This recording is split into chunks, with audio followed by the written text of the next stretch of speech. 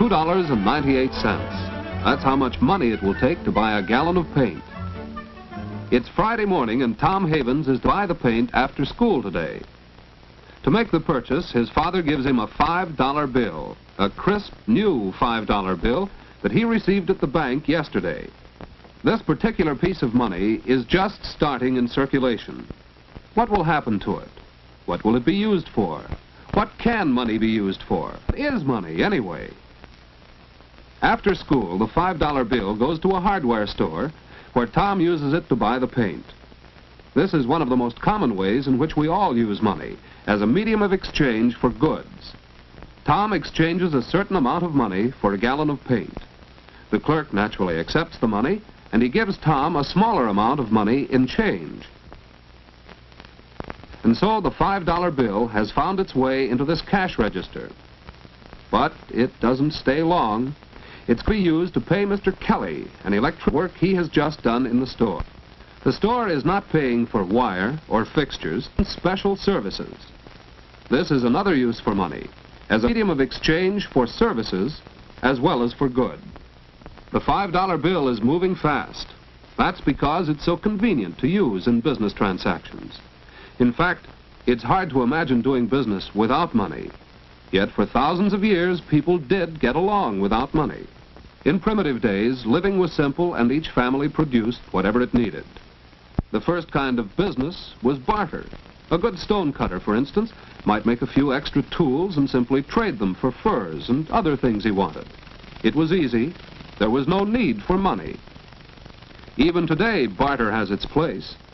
Not long ago, Tom Havens got a spotlight for his bike by trading a catcher's mitt for it. Swapping like this works well between friends. But what would you trade in a hardware store for a gallon of paint? And how would the store owner get the paint and the other goods he sells? What could he trade with all the people who had a hand in transporting the goods to his store? What could he possibly swap with all the stockholders of the hundreds of factories that produced the goods? How could he barter with every individual workman who played a part in the manufacture of each article? No, life today is too complex. People are too dependent upon each other. Jobs are too highly specialized for us to do business by barter. And that's why we depend on money as a quick and easy medium of exchange. Thus, instead of doing a certain amount of electrical work in exchange for gasoline, Mr. Kelly pays for the gas with, yes, the same $5 bill he received at the hardware store. This convenience of modern money has evolved from an age-old search for a satisfactory medium of exchange. Out of the simple barter of primitive people, spearheads became one of the first articles used as money. Shells have also served as money. Wampum was used by the American Indians. And hundreds of other articles have been money to various people at various times. But none of these met all the requirements of good money. Money should be something of value. Yet who but a huntsman has any use for spearheads? The value should be obvious and uniform. Who but an expert knows what this fur pelt is worth? Money should be easy to carry about. Metal rods certainly aren't. Money should be divisible. How do you make change when the price is half a cow? Money should be durable. Too much salt money got caught in the rain. Out of such trying experiences, gold and silver emerged as the most durable, most convenient, most satisfactory money. For greater convenience, men started stamping out gold and silver coins with values imprinted on them. Later, governments took over the exclusive function of coining money, because unscrupulous men began to cover cheap metal discs with gold and silver plating. So today in the United States, any money is counterfeit and so worthless unless issued by the federal government. And anyone who knowingly tries to spend counterfeit money may be fined a large amount and sent to jail. The coins we use are made in one of the 3 mints of the United States Treasury, located in San Francisco, Denver, and Philadelphia. And from the Bureau of Engraving and Printing in Washington comes our paper money, including, of course, the $5 bill of this story. This represents the final stage in the evolution of modern money. For while metal coins are handy for dealing in small amounts of money, when transactions require larger amounts, paper money is far more practical. A $5 bill, for example, is much easier to handle than, say, $5 in dimes. And just imagine buying something that costs $100 and paying for it with 10,000 cents. So the values of the money we use every day are the values fixed by the government. The paper bills and even the coins are not in themselves actually worth the amounts they represent. Their face values, however, are guaranteed not only by huge reserves of gold and silver, but by the stability of the government, which fixed those values. As long as people remain confident that our government is strong and secure, they will continue freely to accept and spend its money without questioning the value, as they have done with our $5 bill, which is now about to move again, because Mrs. Moore has come in to cash a check. A check is not money.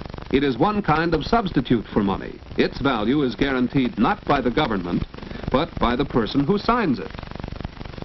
Since the man at the filling station knows Mrs. Moore, he is willing to take her word that she has enough money in the bank to make the check good. So he cashes it for her. Saturday morning finds the $5 bill still in Mrs. Moore's purse. How will she use it? Good morning. May I help you? Yes. Can you tell me the price of those bookends in the window? Yes, that pair is $8.75 and most attractive. I'm afraid that's more than I care to spend. Do you have a cheaper pair? I do have one pair left that's an exceptional value.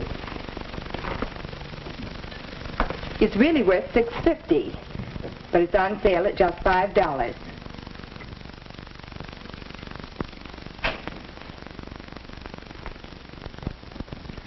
I'll take them, please. They're very good looking and certainly worth $5.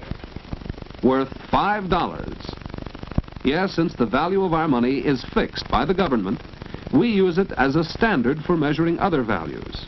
So money is not only a medium of exchange, but also a standard of value. At 1 o'clock Saturday afternoon, the $5 bill is transferred from the cash register in the gift shop to the pay envelope of Virginia Height, the clerk who sold Mrs. Moore the bookends.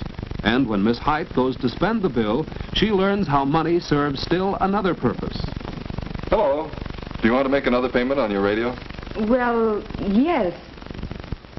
But I see the price has gone up since I bought it. Oh, don't worry about that. You have to pay only the original price of $30. Oh, I'm glad to hear that. Your balance is just $15. I was so sure the price when I bought it was only $30. So we see how money serves as a standard for future payments, a yardstick by which we measure the value of anything bought or sold to be paid for in the future. But what of the $5 bill? Soon its adventures take a strange turn. This radio shop is where Tom Havens works after school and on Saturdays. And when he's finished his work for the week, he gets a $5 bill. As we have seen, it could be the same $5 bill his father gave him to buy the paint.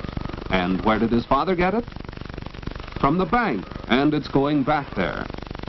Tom deposits the $5 bill in his savings account. He deposits his money every week, storing it up for his future needs. This way, he's using money as a storehouse of value. Thus, our $5 bill has completed one round trip from the bank and back. Tom first used it as a medium of exchange for goods. Mr. Kelly received it as a medium of exchange for services. It was convenient for him to carry around and use for any business transaction. And no one ever questioned that it was worth $5 because its value has been fixed and guaranteed by the government. When Mrs. Moore made her purchase, she used money as a standard of value. And Miss Height found that money is also a standard of future payments. When the bill returned to Tom, he used it as a storehouse of value.